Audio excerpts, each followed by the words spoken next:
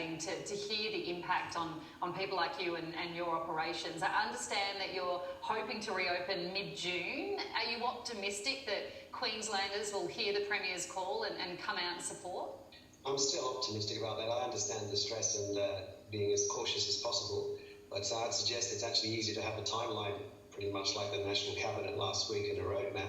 You can stop everything in a day, but it's quite hard to start. Should there be a problem, an outbreak, we can still, go back, but it's very hard for people to have confidence to restart for the season with such an uncertain timetable, perhaps September. And if those borders do remain closed, Steve, how long do you think you'll be able to limp along? Well, as long as possible, I'd hope. We've had a whole life doing this. We're very passionate about it. We have everything on the line, like lots of small businesses. And remember, we're completely in a really strong, healthy position about 7 weeks ago. There's not really any choice other than to keep borrowing more funds to sustain ourselves and keep our team in place. JobKeeper is a huge benefit, and there are some really important assistances that have come along.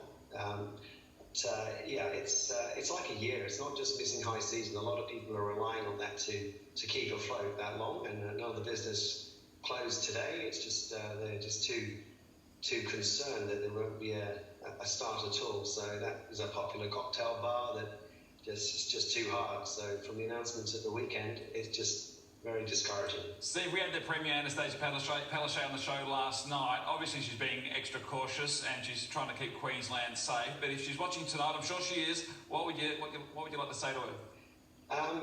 Well, I really feel for you, but please feel for the economy. We really need to just use the jobs we have. We appreciate the opportunity to invest in new ones, but we don't want grants. We don't need extra support or sympathy. Give us a timetable, let people start, let them plan ahead, and should there be a problem, you can always stop it the next day. We don't mind. We're more interested in safety than anybody. We have our COVID plan.